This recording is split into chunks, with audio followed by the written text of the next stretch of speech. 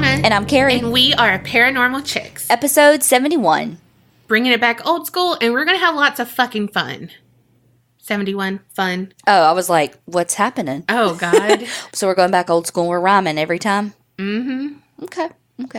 71, and we're going to have some fun. Yeah, that does work. Mm-hmm. Tally for Donna. Okay, good job, Kerri. But you know what? Oh, shit, what? Patreoner time. Ooh, that was obnoxious. Sorry, guys. Okay, well. Tell us who it is, Donna. So is that what we're going to do now? Game show? Kelly Joe just started it, and now it's like game Full show. throttle. I mean, look. It's like, whose line is it anyway? The tallies don't matter. But they do. Mm-hmm. Where nobody's keeping up with them. Yeah, but... we still say them. Mm-hmm. We have Louis P. from Pennsylvania. Welcome to the Creepinati. Thank you so much, Louis. Yes, you know that we appreciate everybody's support on Patreon. We could not do this without y'all. If you want to be a Patreon member, head to patreon.com/theapc podcast. Also, though, I know we've said this before, but we totally understand that not everybody can support us financially. But there are other ways you can. Tell everyone, subscribe, and review. Yes, the review is like... muy importante. I thought you were going to say moist. Oh. No, I hate that word. I know. That's why I was like, wait, what? We have gotten so much feedback from our last Sinister Sightings. Oh, my God. Like, y'all, that makes us feel so good. And I know that makes the people who share with us feel so good. Because, I mean, these are, like, either really funny, really, like, intense. All like, it's just emotional anyway. They're opening up and sharing that with us. So thank you so much for the feedback. Mm-hmm. And what we're trying to do, like the last two, we've done Ambien stories at the end. Kind of just like to lighten the mood, because some of these stories are scary as fuck. Mm-hmm. So if you have Ambien stories, let us know. You know, send them in to aparanormalchicks@gmail.com. Yes. And put like Ambien story. Because that way I know, like, to pull it for... Or any funny story like that. It could be your kid got their fucking wisdom teeth out and they were like... Oh, my God, yes. Yeah, so it can be anything, like, funny like that. We may not have one every Sinister Sightings to end on, but that's kind of the goal, just because it's a really good, like, lighthearted one to end on. Yeah. So, let's get into your lighthearted story, huh? This one is not that. Oh, great. All right, so I am doing... the story of Jaycee Dugard. Oh, yeah. You know it? Mm-hmm. Oh, shit. Okay. She was born May 3rd, 1980, and about 6 months after she was born, her family moved from Los Angeles to South Lake Tahoe, California, because they wanted a safer environment to raise her. Yeah. She lived with her mom, Terry, and her stepdad, Carl Probin, and then her little sister, Shayna, who was born in 1990. She's very close to her mom and her sister, but she wasn't very close to her stepdad. Well, when Jaycee was 11 years old, on June 10th, 1991, her mom was gone to work, and she left her house walking because she was going to go to catch the school bus to go to school. One article that I read said she was going to a water park, but literally everything else said she was going to catch the school bus. That's what I heard. The school bus. But it's also June 10th, so I'm like, she was in school in June? But I guess in California they go to school later and start after Labor Day, whereas we end in May and they all go back to school like August 7th. Yeah. So I guess that's why.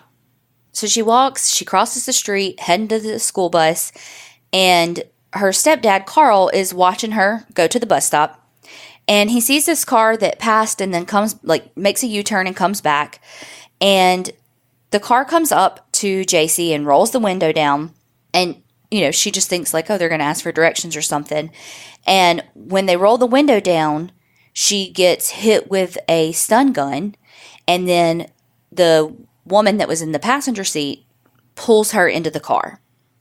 And so Carl sees all of this happen. And so he's like, shit, where are my car keys? And he can't find his car keys. So he just like jumps on a bicycle and chases the car as fast as he can, but he can't keep up because it's a fucking car. He's on a bicycle. Yeah. And he loses them. Mm. And so he immediately goes back inside, calls the police, and the FBI gets involved. They've got search dogs, all these different law enforcement people that start looking for her. When she's in the car, she's drifting in and out of consciousness as they are taking her wherever they're taking her. She doesn't know. And, you know, she's just thinking like, as an 11-year-old, what do you know about kidnappings? People want ransom money. Yeah. And all she can, when she is slipping in and out of consciousness, all she can get out to actually say to them is, my parents can't afford the ransom. Mm. And so the only thing that she really heard her abductors say is, I can't believe I got away with it. Wow. Oh, wow. So when Carl is talking to the police, he says that he saw two people in like a mid-sized gray car, probably a Mercury Monarch. And he said, you know, just like I said, they made a U-turn. And when they got back to her, the woman forced her in the car. There were some kids at the bus stop that saw it too. And the kids that were at the bus stop that saw it backed up what Carl said. So, of course, you know, anytime you have an abduction, you got to look at the parents. They thought that, given that he was her stepdad, maybe he had something to do with it. Well, yeah. Oh, you couldn't find your car keys, so you had a bike? You know yeah, what I mean? but think about in that moment where it's like, I have to do something. Oh, he doesn't want to sure. lose sight of them by going and finding his keys. Oh, for sure. I'm just saying, like, as a cop, you know, to be like, okay, you know, I could totally see it, why they would Yeah. Oh, absolutely. So, but they also looked at her biological father, Ken Slayton, but I think he didn't even know he had a kid. Gosh. So he was like, what you mean? You know? Wow. But Carl took, like, I think it was like 4 different polygraphs and passed them all. Yeah. You know, he was very cooperative, you know, as was her mom. She was at work at the time. I think I said that. But so the dad and the stepdad were ruled out quickly. Can you imagine, like, watching your daughter or stepdaughter? I mean, but that's his daughter. Yeah. I mean, you know, If the dad doesn't even know. Yeah, absolutely. I mean, just because he's not her biological father doesn't mean he's not her father. Exactly. But, like, watching your daughter walk to school, and he's probably, I would be like, oh my God, she's walking slow. Like, just get there. Holy fuck. You know, like, oh my God. You know, like, it's a normal day. You know, like, I want to go back to bed. I want to do this. I have shit to do. You know, you never think, like, she's walking to school. I'm watching her get to a fucking bus. Kids are up there. Like, what's going to happen? I know. Like, nothing is going to happen. And then she gets taken, like, in front of you. And you're helpless. Oh, God. Okay, go ahead. Jaycee was in the car with her abductors for 3 hours while they drove her to their home in Antioch, California. The abductors were Philip Greg Garrido and his wife, Nancy.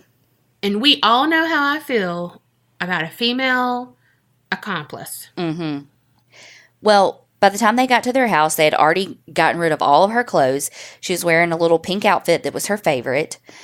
And the only thing she had left was this little butterfly-shaped ring that she hid from them. They didn't know she had it. God bless her heart. As soon as they got on the property, they threw a blanket over her head and took her into the backyard where they had like a shed storage unit kind of thing. Yeah. Ugh. As soon as he got her in there, he raped her. Motherfucker. He handcuffed her and he basically said, like, I'm going to have to handcuff you for a little while, basically, until I can trust. Can I say basically one more time? Handcuff you for a little while until I can trust you. But it won't hurt that bad. They're fuzzy. So she's handcuffed. Well, one, you know they don't have air in this shed. 2, fuzzy fucking is hot. I think they did actually have a window unit in there. Did they? I think so. It doesn't matter. Fuzzy's hot. But, so she was handcuffed, naked to a bed. There was no bathroom, but she did have a bucket, at least. Because I just think of, when I was doing this, I kept thinking about those poor girls that Ariel Castro had, and how when Michelle was first captured, how she had to just use it on her bed. And the first year, she basically used the bathroom on herself. She had no option. So he leaves her in the shed, handcuffed, and locks the door. It's bolted shut from the outside, so she cannot get out, even if she was able to get out of the cuffs. Yeah. And he had Doberman pinschers outside that were trained to attack her if she got out. Oh. And also, I mean, think about how he's treating a human, a kid. An 11-year-old child. Like, what the fuck? She's not even in her teens. She's in 5th grade. Like, you hear 11 years old, and so it's kind of like a prepubescent girl, girls, whatever. But when you hear 5th grade, that just to me is like, that is a fucking child. Yes. I mean, but I don't know, something about hearing what grade they're in, it's just like, God damn, that's a child. Yes. Ugh. But we know what he's now done to her. I just think about, like, he didn't train those dogs humanely. Oh, he was not fucking Caesar Milan, the dog whisperer. Right. And so it's like, oh my God. Like, oh, I hate him. Well, of course, the police, well, I shouldn't say of course, but the police took this very seriously. Carl saw it happen. They had witnesses. They knew this wasn't just like a runaway, as they say. Within basically hours, media was involved, police were involved. They had started this huge search effort. They had multiple search parties that were on foot. They used dogs. They were, in the air using helicopters and stuff, and they could find nothing. They printed tens of thousands of flyers and posters to put on the walls, mail them out, all this different stuff. They had pink ribbons all throughout the town because that was her favorite color. And they just did everything they could. The family was on different news media things, over and over and over again, just to keep people thinking of Jaycee and looking for her. Yeah. Her mom even founded a group called Jaycee's Hope. And that was kind of what, directed the volunteer effort. Like, they fundraised, did all this stuff so that they could keep searching for her. Buttons, sweatshirts, T-shirts, all that stuff. 4 days after she went missing, they were already on America's Most Wanted. Dang. Mm-hmm. Well, days turned into weeks. Weeks turned into months. And they could not find Jaycee or any evidence anywhere. When Jaycee was first in her shed, her only contact was Philip. She never saw Nancy. It was just Philip. And he would come in and he would of course he would rape her, but he would also hang out with her and try to tell her stories and, bring her a little bit of food. And, dude, this is not a relationship. First of all, she's 11. And second of all, you're keeping her there. Right. She's not your best fucking friend. He did take her a little television. It was black and white, so she could see infomercials and stuff like that. But the news and stuff wasn't on there, so she was never able to see the search efforts that her parents were, putting forth. Well, about a month or two, somewhere in there, after she was kidnapped, Philip moved her into a bigger room, next door, and I guess you would say into another shed. There she was still handcuffed to the bed, but he told her that demon angels let him take her so she could help him with his sexual problems because he was able to do it to her, she was saving all these other people. Mm-hmm. Oh my God. Well, okay. So he was on the cheapest of cheap versions of meth. He was fucking on crank. Yeah. And he would go on these, what he called runs. Because as you know, meth and crank hype you up. You stay up for days on end. And that's what he was talking about with his runs. And so when he was on these runs, he's up for 3 and 4 days. And he made Jaycee stay up with him. She had to do, her job was to fulfill his everything in those 4 days. And Fuck you! I know. And so he would dress her up in like stuff he had seen, like in porn magazines and stuff like that. He even okay, so he said that he could hear voices in the wall. And so when he was on these runs, he would be like, do you hear them? Like making sure she could hear them too. You know, like you got to listen for these voices. And he was like, oh, I'm chosen servant of God. Like always. They have to be. Fucking David Koresh. Yes. Like all of the, oh my God. And you know, when he was on these runs, he had all these ups and downs. He had times where he would be like bawling, crying, saying, I'm so sorry I did this to you. I'm a terrible person. I should let you go. But then 3 minutes later, he would be like, if you don't stop it, I'm going to sell you to people who will keep you in a cage. Yeah. Eventually, Philip said that his wife, Nancy, was getting jealous of all the time he's spending with Jaycee. And so this is about 7 months in. Yes, 7 months. And so he's like, you know, I want to introduce y'all kind of thing because she's getting jealous. Mm-hmm. Okay, she's not your fucking mistress. She's a child. Anyway. Well, and also he's like, he puts the responsibility on the child again. Mm-hmm. Like, I'm going to introduce y'all. You know, like you are making her jealous. Yes. You are doing all of this. Like, oh my God. But he also said that his wife didn't like sex and didn't want sex. And so he's like, you're here so I can have it because she doesn't want it. So, like, basically she needs to see what this is kind of thing. Well, when Nancy met her, she brought her, which fucking met her. You pushed her in your car. That's not the fucking first time you've met her. Anyway. Yeah, like you tased her. Did y'all? No, he tased her. He tased her. She got her in the car. Oh. Okay. But it's like, what, you fucking walked in and shook her hands with her in her handcuffs? Like, you didn't, like, meet her. This is not a fucking movie Meet Cute. How do you know that? From The Holiday. Oh, okay. Like, legit, I was like, wait, how do you know that? The Holiday. Nancy, like, pretended like she gave a shit and brought her, like, stuffed animals, and she was like, I'm so sorry you have to go through this, blah, blah, blah. But night, I'm going back to the house. Bye. Mm-hmm.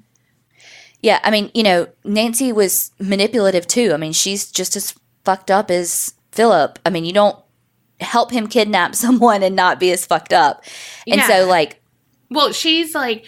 Oh, now I have a friend. Oh, you know, like, I'll come keep you company. We can talk. Like, no. It was almost like, it was like a cyclical, manic, depressive type, like, emotional roller coaster that Nancy took Jaycee on. Because she would go from, like, here's a teddy bear and some chocolate milk to...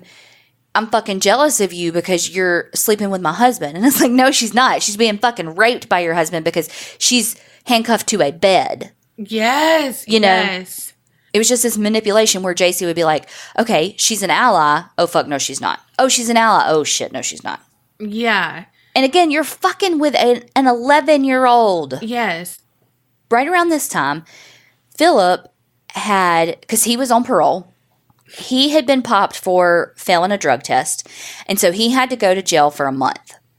And so this was a bit of a mindfuck for Jaycee too, because Nancy was like, you know, I feel really bad that you're here. Like, you shouldn't have to be here. Like, you should be let out, kind of thing, yada, yada, yada.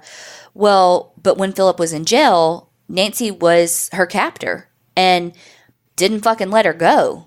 So, yeah, you say all that, but you didn't let her go. And I think she even told Jaycee that Philip, like, she didn't tell her that he was in jail. Like, told her that he was, like, on vacation or some shit.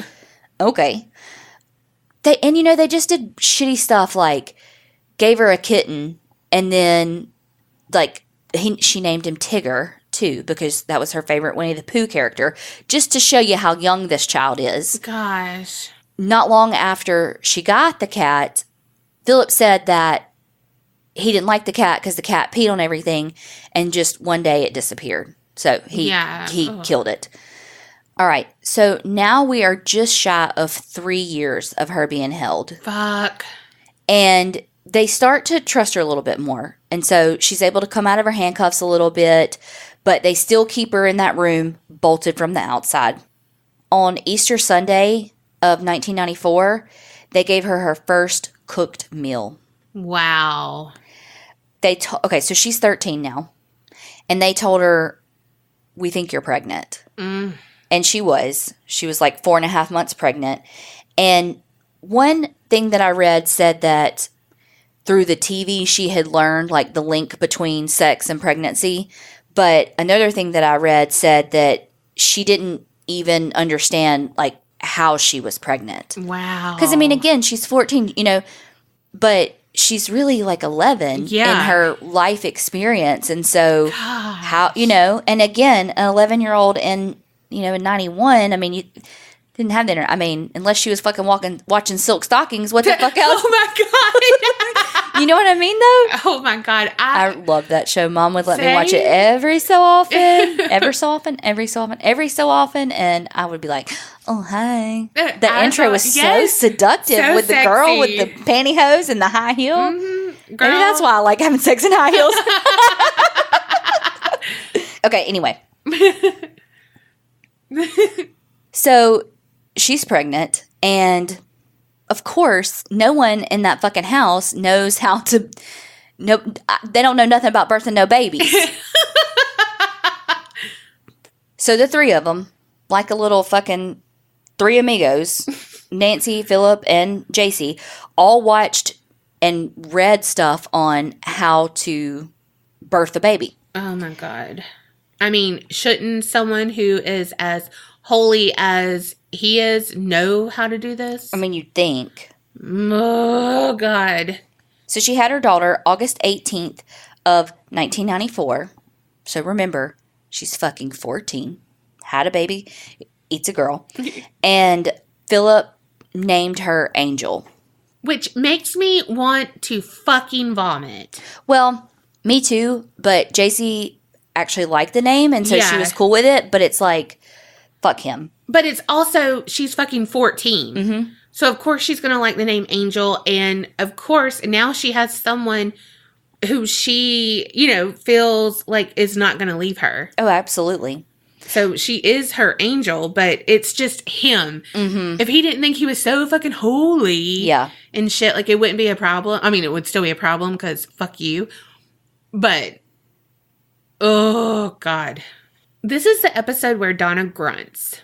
While all that's happening, Jaycee's mom, Terry, who doesn't even know that she's got a fucking grandchild being born to her 14-year-old daughter, she is trying to raise all kinds of money to keep paying for flyers and private investigators. And so she's having like yard sales and all kinds of shit to try to raise money to keep this going. But I mean, we're hitting the 3-year mark, Yeah. I mean, as terrible as it is, the family's not losing hope, but, it kind of falls out of the media and, and people's minds.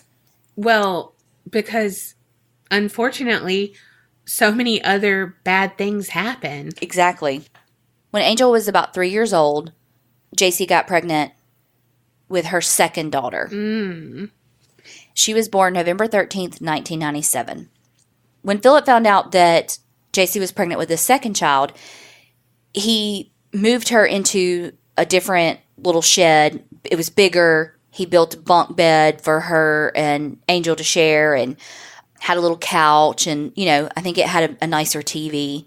And well, she should be so happy about that. He's so loving. I mean, well, when she was taken to this new place, because he had built up the fence to where he had 8-foot fence around his house.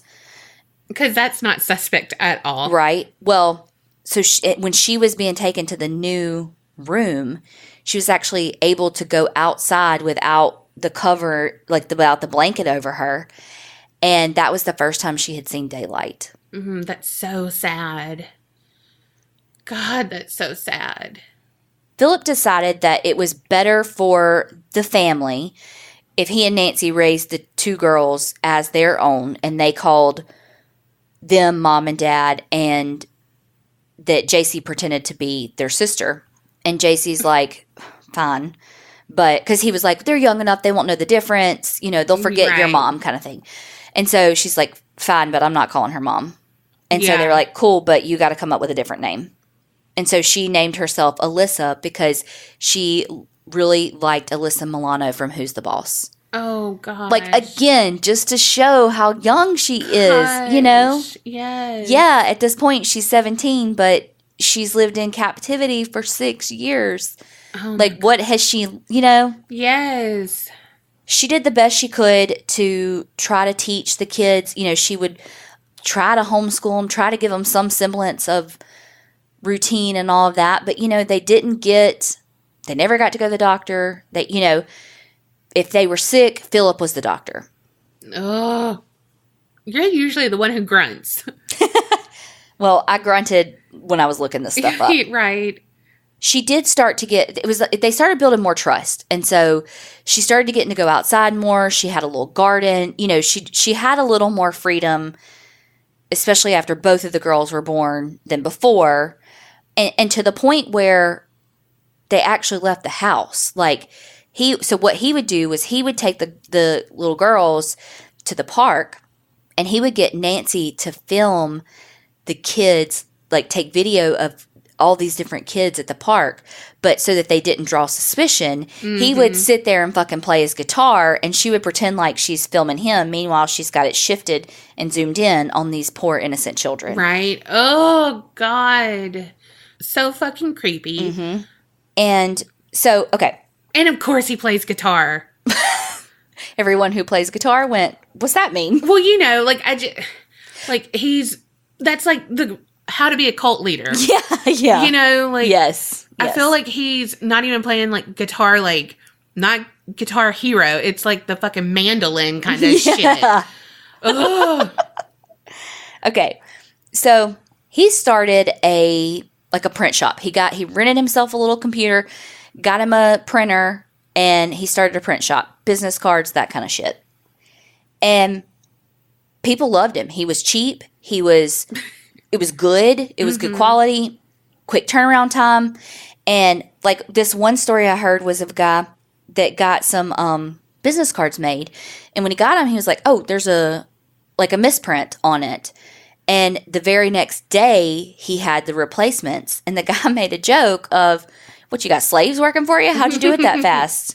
Well, yeah, he did. Because it was actually Jaycee doing all the designs and doing all the fucking work. So, yeah, he did have slaves. Right. Oh, my God.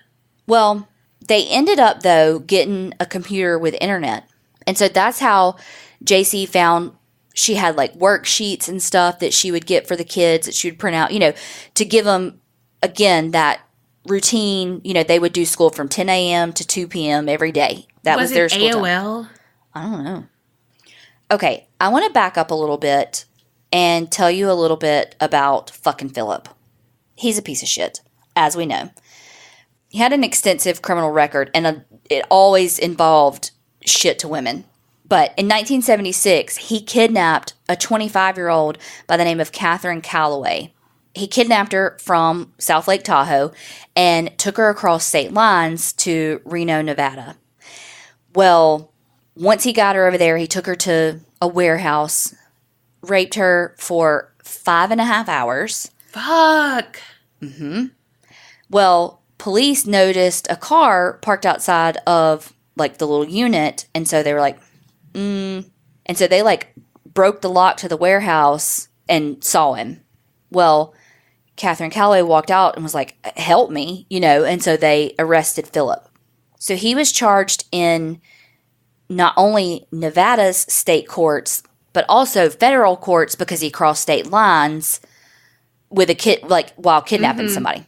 He was convicted from the federal sentence for 50 years in 1977. Well, while he's in Leavenworth Penitentiary, serving this motherfucking sentence, he meets Nancy. Nancy was there, at the prison to see her uncle. They got married at the prison. He was released from the federal custody into the state custody, but basically total, he only served 11 years. And he got out early. Ugh. Like, got out early. From kidnapping and rape, but also crossing fucking state lines. Yeah. And so he had like the GPS ankle and all that shit. And, you know, he was like visited multiple times by his parole officer, but of course it eventually like tapered off. An interesting fact though about Philip is that when he was a teenager, he had a motorcycle accident, and that his dad said he was like radically changed after that. So I'm wondering if he had some sort of head injury. Not that it excuses anything. Oh, for but sure. It's just an interesting fact. It's like if you had like a murder board, like all pinpointed back to like this timeline. Yes. Of that. Ugh. So I tell you all of that because one, he's a shitty human being. And two, I want to talk a little bit about some fucking missed opportunities, for lack of a better word. Well, here's the thing. Okay. The police didn't make the connection between Catherine's abduction and Jaycee's. Now, some things say like that's a missed opportunity, but I don't really see that as one. Literally the only thing they have in common is that they both were kidnapped from South Lake Tahoe. Yeah. Like she was 25, Jaycee's 11. Like Yeah. So some people call that a missed opportunity, but I don't, that's a stretch to me. Yeah. However, in 1992, this was around about a year after Jaycee went missing. A guy calls the sheriff's department and says, "Hey, you know what? I was at a gas station and I saw Jaycee, and she was in the gas station and she was just looking at her missing poster, just staring at it." And he said, "And I saw her leave, and she was in this big yellow van, probably," he was like, "I think it's a Dodge." Well, the guy who called never said who he was. By the time the police got to the gas station, everybody gone. And so they didn't know anything. They didn't really have anything to go on. However, this story, although the like reported sighting was, now we actually know that it was just like a couple of miles from Philip's house, it's kind of sketch because she didn't really even go outside until the first daughter was born. So it's like, I'm not really sure about that. In June of 2002, the fire department was called to Philip's house because supposedly there was a kid there that had a shoulder injury from swimming, or like a swimming pool accident. The thing is, though, is that Philip was on parole and there was no record of there being a kid that lived there. So his parole officer should have been notified. Like, that was, so who's the kid?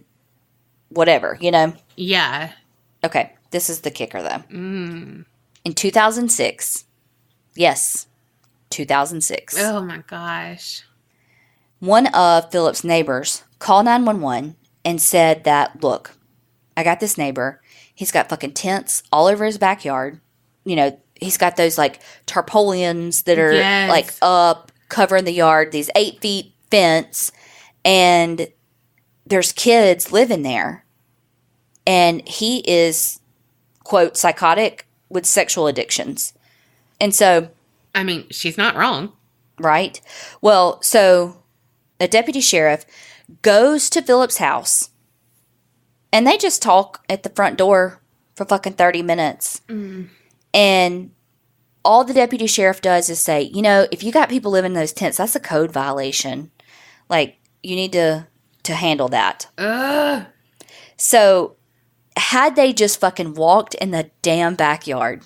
Yeah. That's all they had to do. Actually investigate in the backyard and see, they would have rescued Jaycee and the 2 girls. Yeah. And it's like, that was what the complaint was. So it's not like... Oh, yeah. To not go back there or whatever. Like, no. It's not like they were like, "Hey, he's got a vulgar sign on his front yard." Right. But he gets there and he's like, "Oh, you got tents back there? There better not be anybody staying back there." Right. No, they literally called to say there are people living in the tents. Yes. Okay. So here's the thing, too. When he got popped for failing that drug test, and he went back to jail for a month, that was the federal violation of his parole, not the state from Nevada.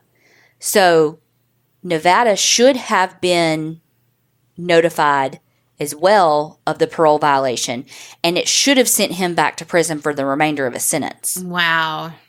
Ish. I'm a little fuzzy on that. But he should have gone back to jail in Nevada for a little while too. Maybe not the rest of his sentence, but for a little while. But I really do think, so had that breakdown not happened between the federal and the state parole, it could have ended there too. God. And that was months into her abduction. Another time, and this is the last near miss that is just holy fuck. As part of his parole being checked in on and all of that, they had classified him needing low-level supervision on accident. And so they weren't checking on him as much. There wasn't as, he wasn't even registered as a sex offender. It just, so many things fell through the cracks with this guy. Yeah. It truly was the perfect fucking storm. Right.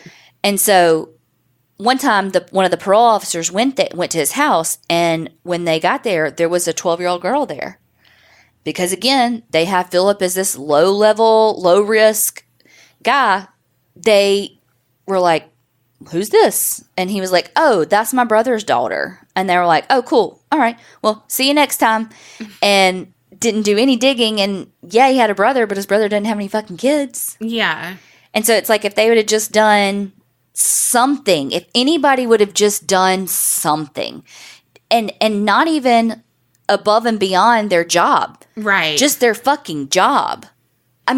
That's like a fucking surgeon being like, I see that in there, but I'm here to get this, so. Yes. Sorry about that other tumor. You know what I mean? That's not how this works. There's a podcast about that. Doctor to fucking death. Yeah. Okay. So, in August of 2009, old Philip, he just had to fucking try to be a cult leader. Mm.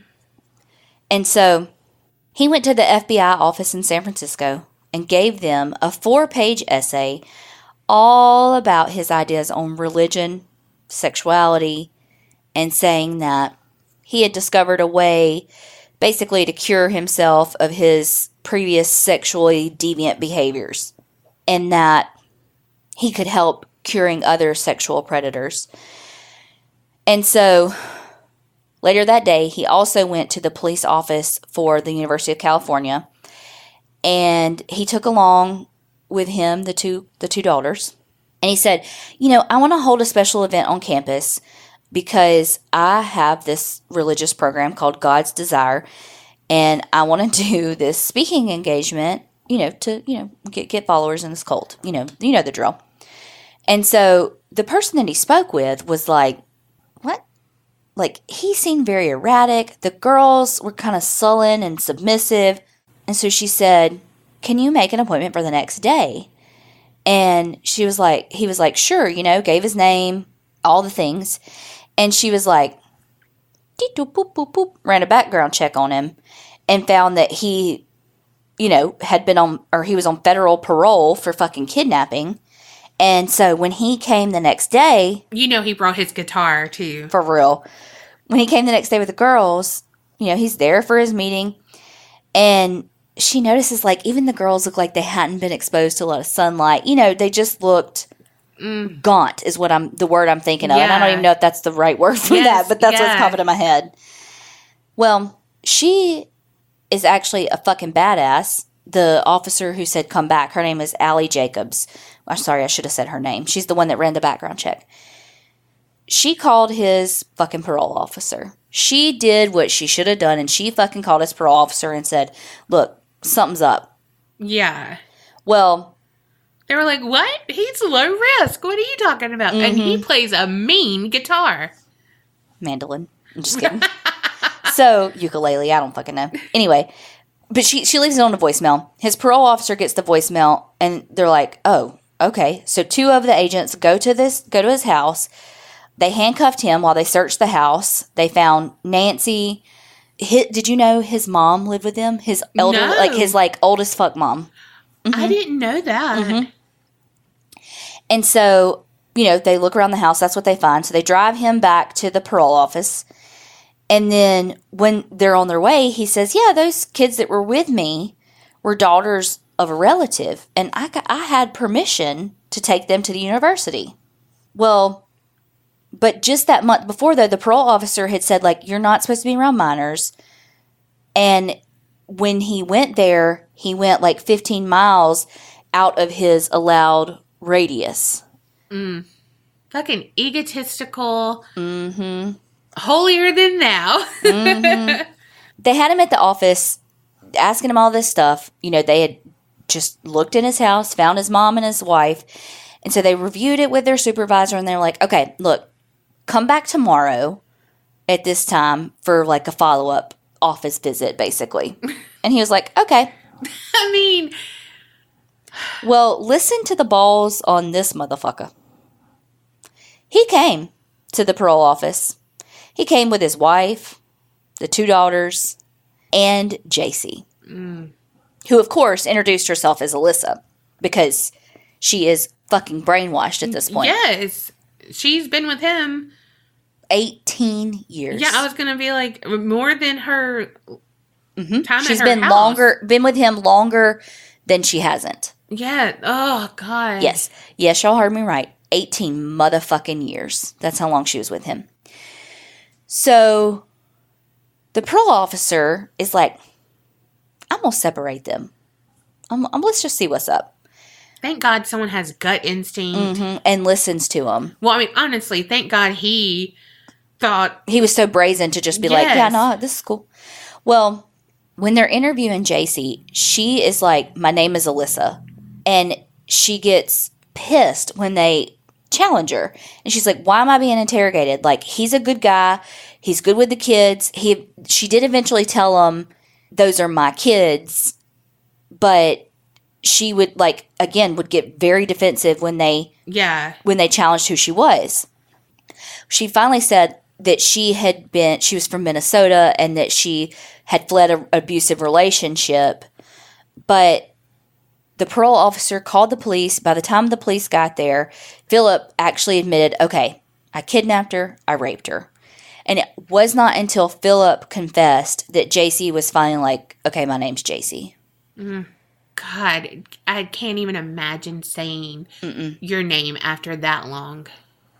I'm going to read this quote from Jaycee that she was being interviewed by Diane Sawyer on ABC News. And so she says, the phrase implies, and she's talking about Stockholm Syndrome, implies that hostages cracked by terror and abuse become affectionate toward their captors. Well, it's degrading.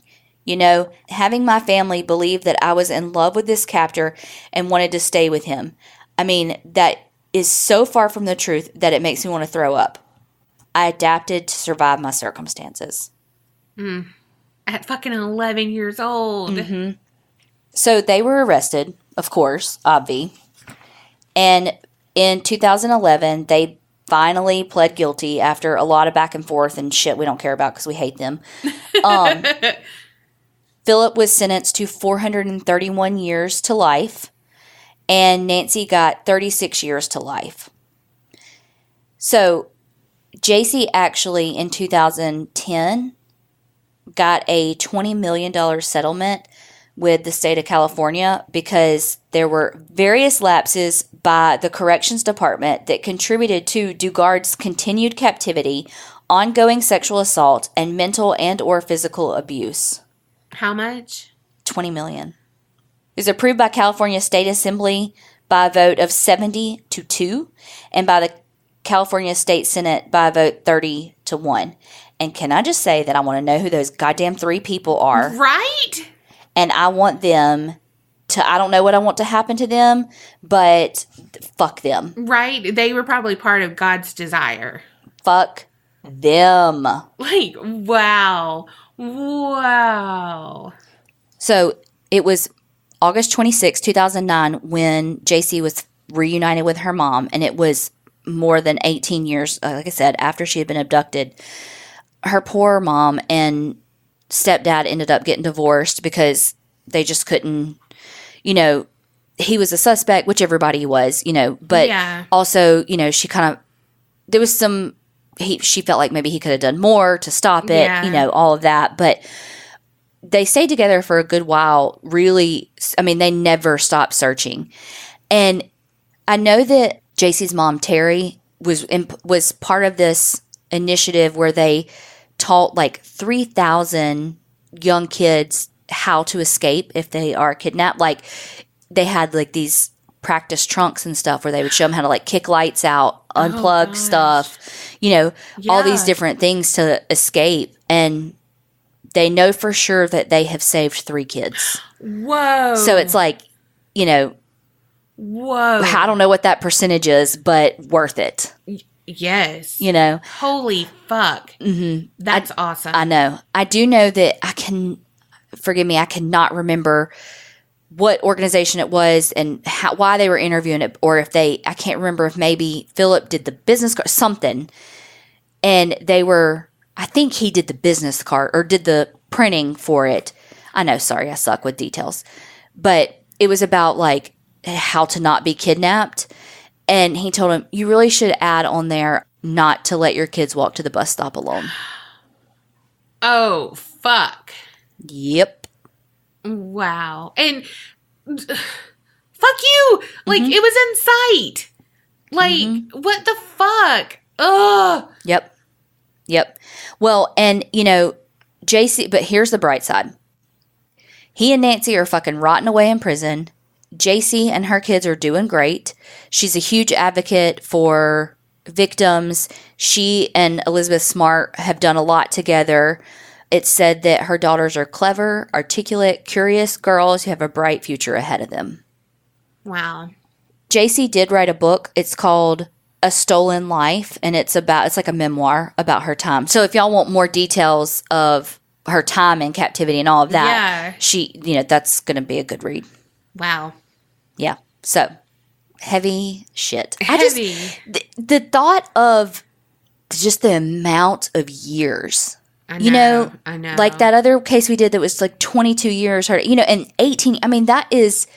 She literally was in captivity for of her life, longer than she wasn't. I know. Ugh.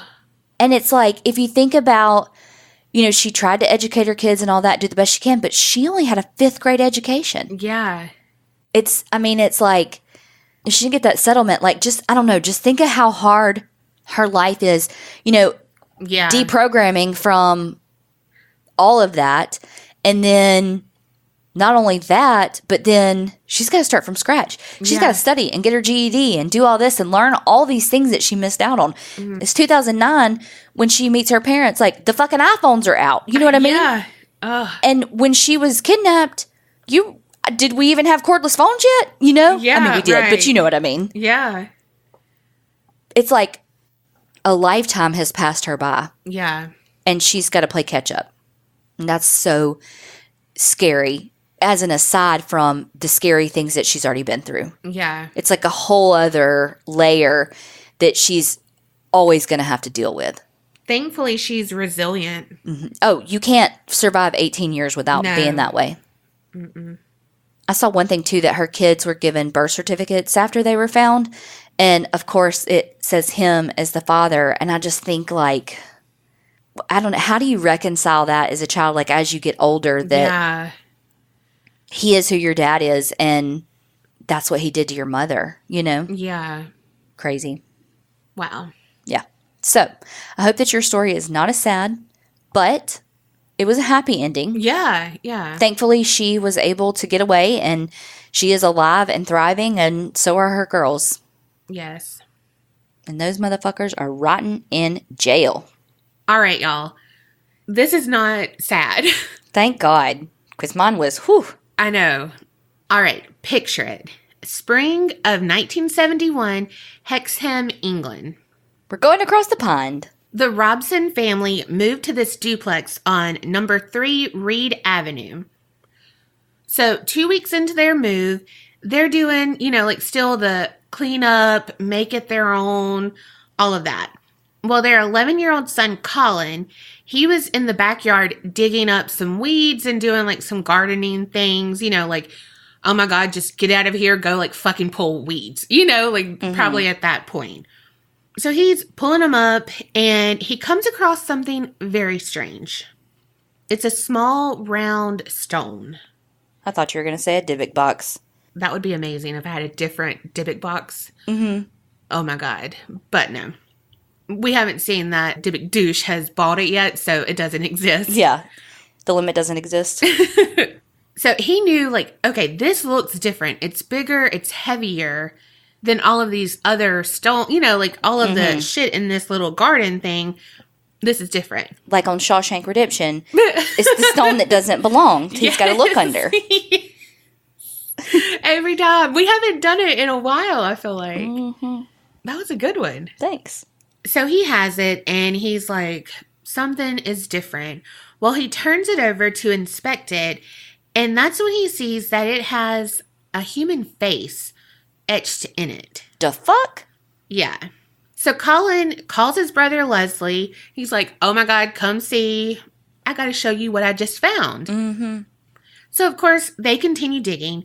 And soon after, Leslie, he finds a second head stone. Get it? Yeah, I see what you did there. So they have them in their hands and they're like, what the fuck? Whatever. They're like, whoa. I don't know what 11-year-old boys do. Probably say, what the fuck? What year was this? Do we know? 71. They probably said... By George? Oh, God, that was a terrible accent. They probably said, bloody fucking hell, what is this?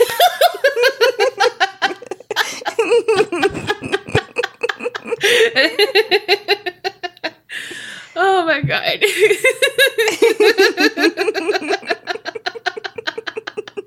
The stones are made of like a sandstone-like material. Clearly man-made, but also... not perfect, and it looks like eroded and like it's been there a while kind of thing. Yeah, and also like organic, so I mean it looks man-made as someone carved this or whatever, like it's not just like, oh, it's made in the earth, like, oh, they made whatever, but you know what I mean, like, so it's like crude and not perfect, and I don't know, you know what I mean? Yeah, it's like the material itself is organic, but somebody clearly carved a head in it. Yeah. They are, like, slightly bigger than a tennis ball. So they're, decent size. Yeah. They're handfuls, for sure. You talking about my boobs? No, those are more than handfuls. And they had a weight to them. So they were pretty heavy, but not like, holy fuck, can't pick this up. Mm-hmm. It was like I feel like a can of like soup, like, or a big can of beans. Imagine that food analogy. But like has weight to it. And so both stones had faces in them, but they were different, but both very sinister looking. The first one, the one that Colin found, it's known as the boy, and he had like hair etched into it, with like an open face, wide set eyes, and like a long nose. The other one, they say it has a more severe look. And so they say it's a long, strong beak nose with wide, bulging eyes. Oh, God. And it's known as the girl or the witch. Those motherfuckers. Of course. Mm-hmm. Just like fucking red cardinals. The girl one's the ugly one. Uh-huh. And peacocks. Fucking universe. Same. Like, why? You know what? Because they always try to take our color from us. Motherfucker, let me shine. Let me show you my rainbow. So, of course, the boys take them back into the house. They put them up on, like, a mantle, a ledge. They're proud of them and curious and just being young boys who just fucking found buried treasure. Yeah.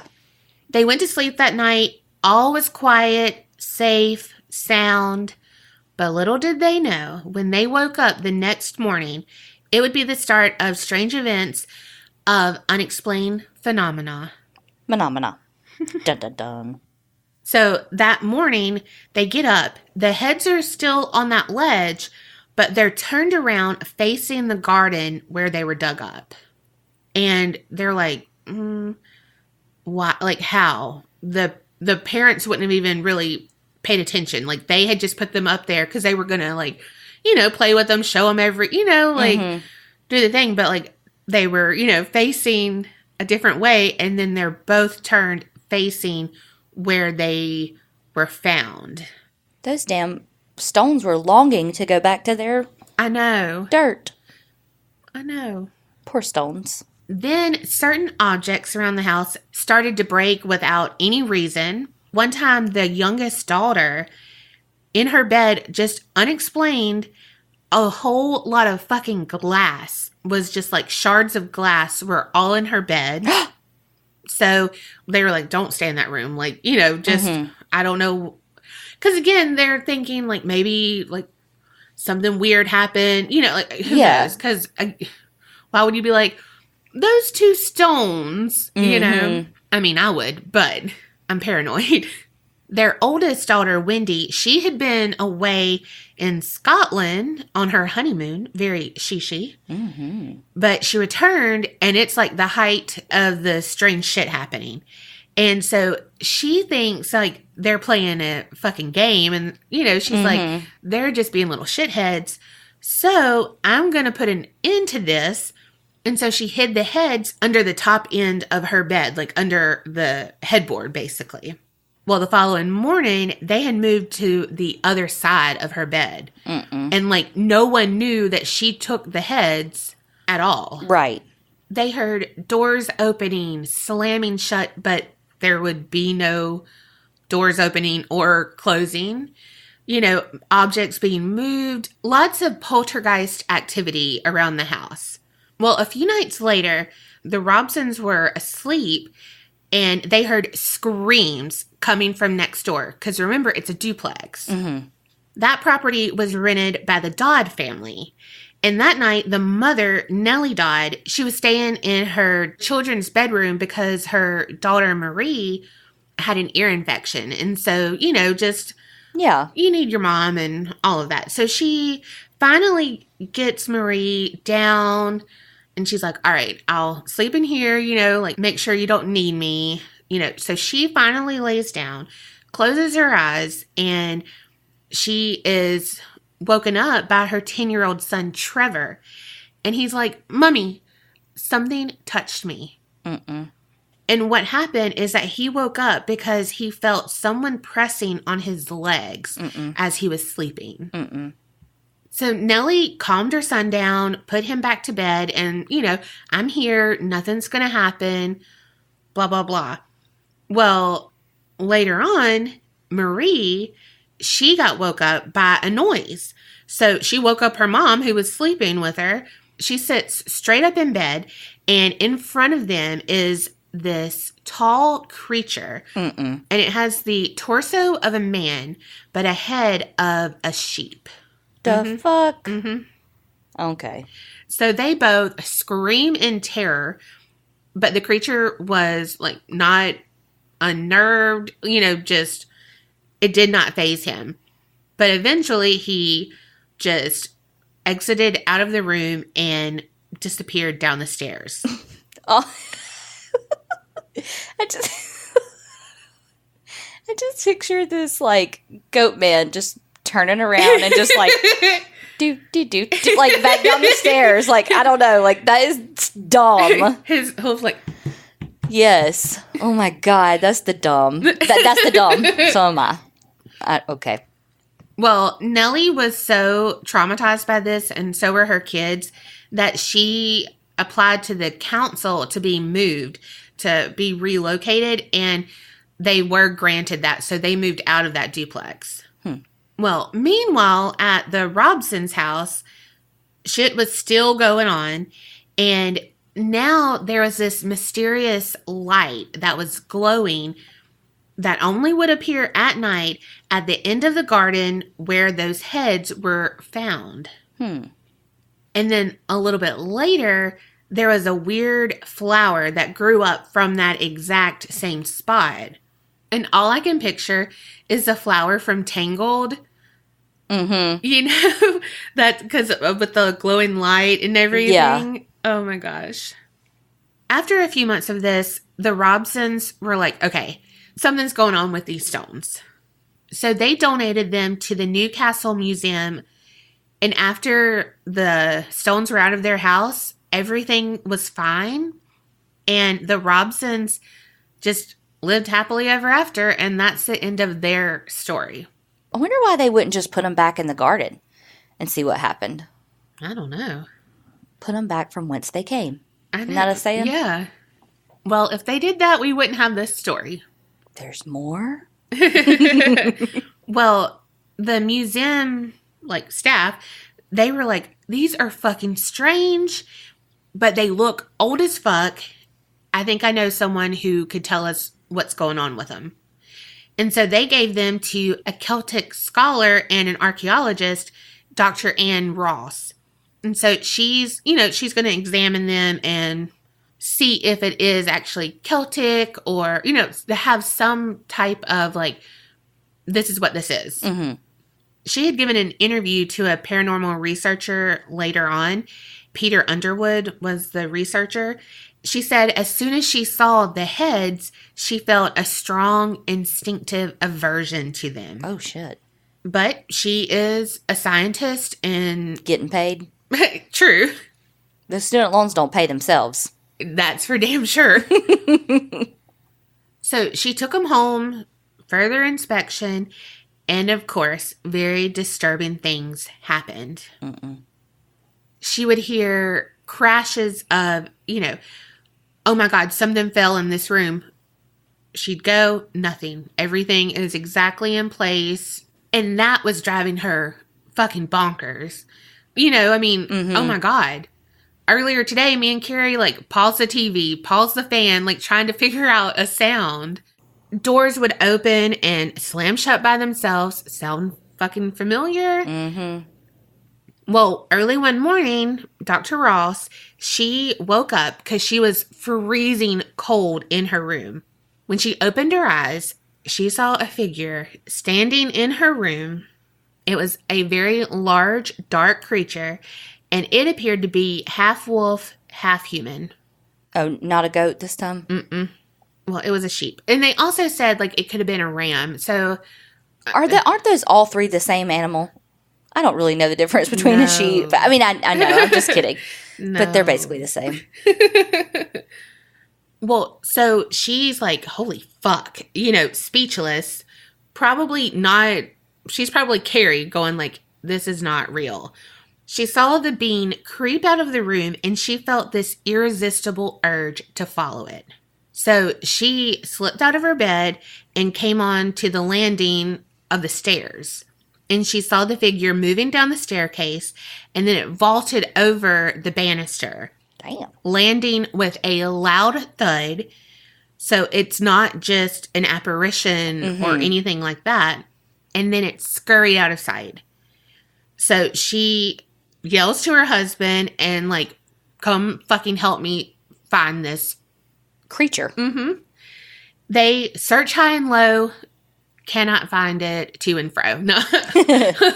But they cannot find the creature at all. There's no sign of forced entry or exit. And so it's just kind of okay.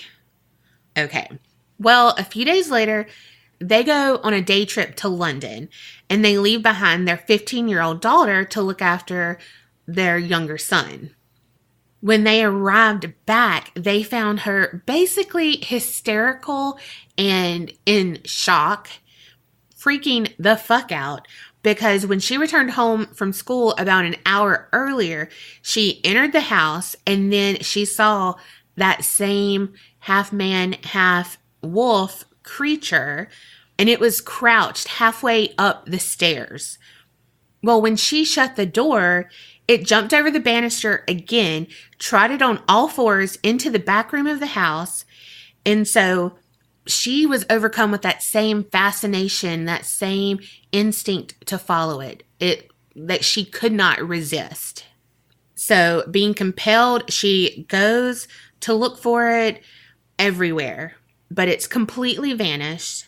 And then once she realized it was gone, it's like its hold over her vanished as well. And then the shock and the fear just kept increasing until she was so frantic. And then her parents found her. Dang. I feel like that's the beginning of like Narnia. You know, like this creature comes and you're like, oh, where's he going? Yeah.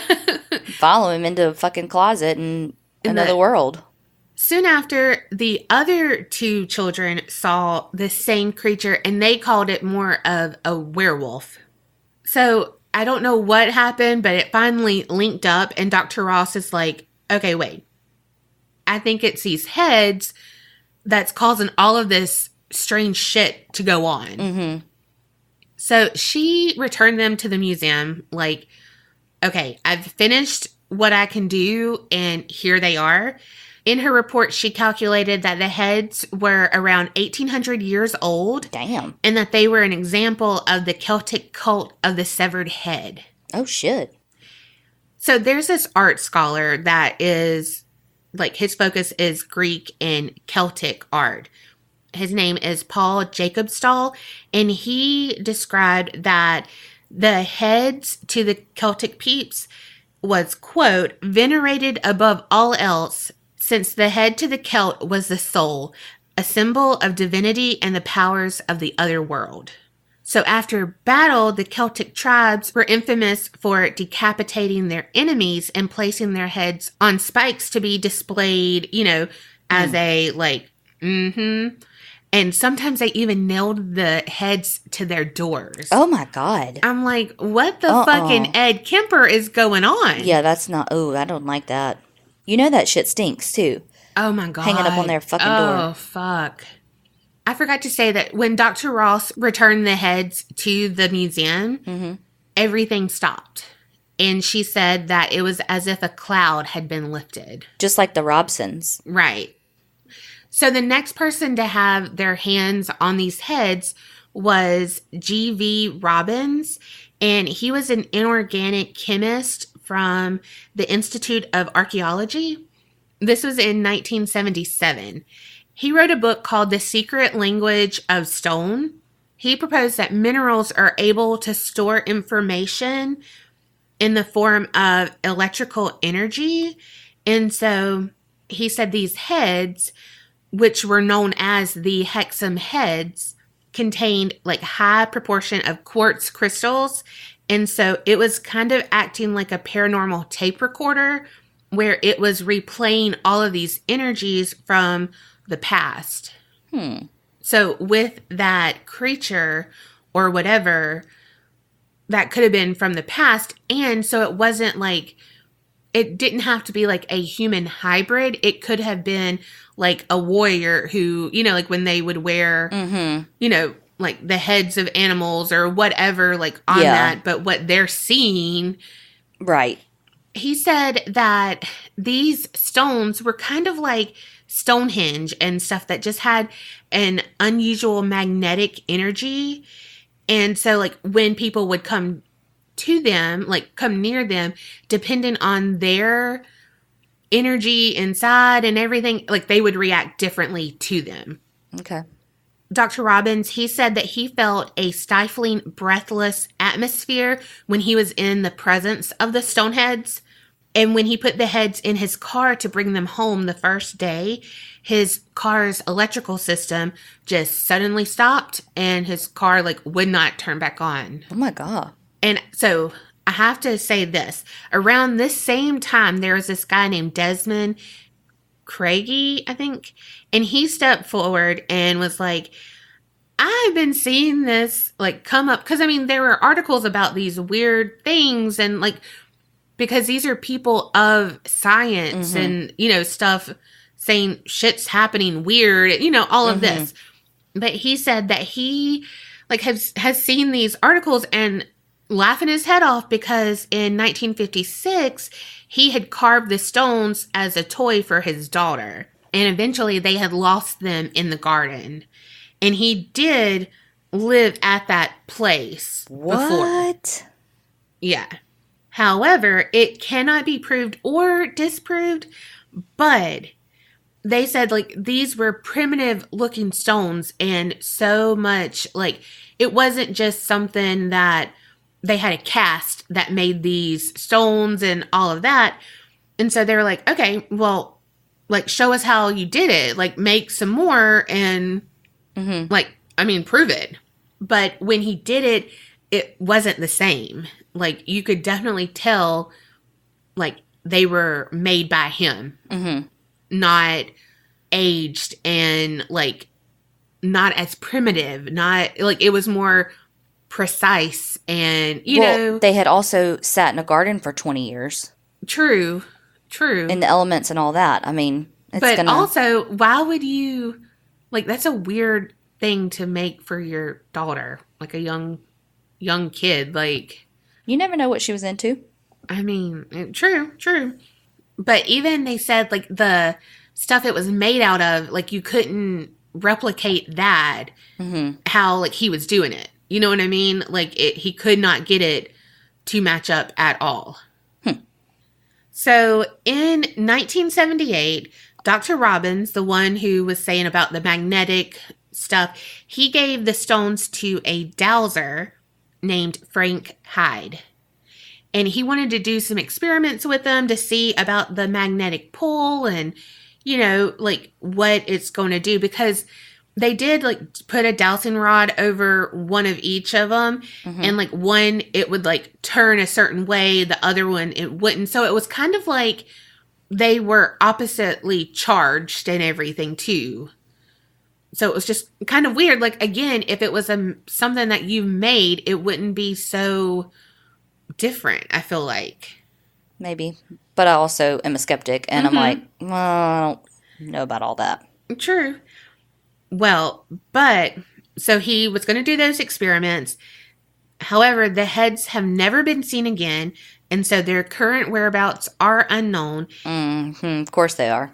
And actually, no one else has ever heard of Frank Hyde again. Like, he vanished. What?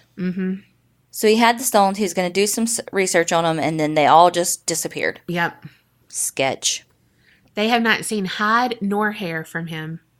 He up and vanished like a fart in the wind. And that is the story of the Hexham Heads. Fake.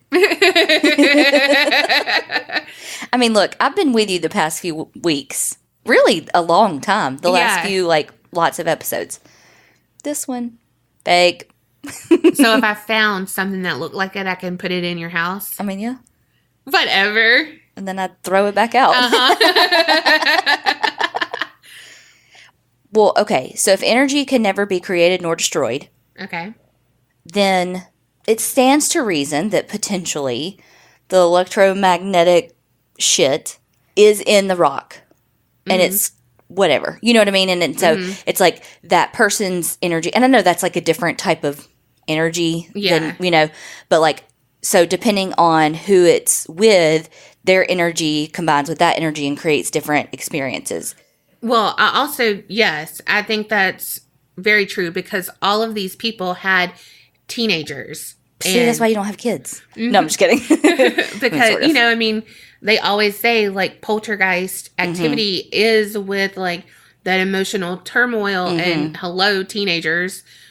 So if that is it, like, the energy with those, with everything else, you know what I mean? Like, it could have been... Well, and it manifested differently, too. Like, if it's real, it manifested, what, as a goat? No, a sheep, and then a werewolf, and then something else.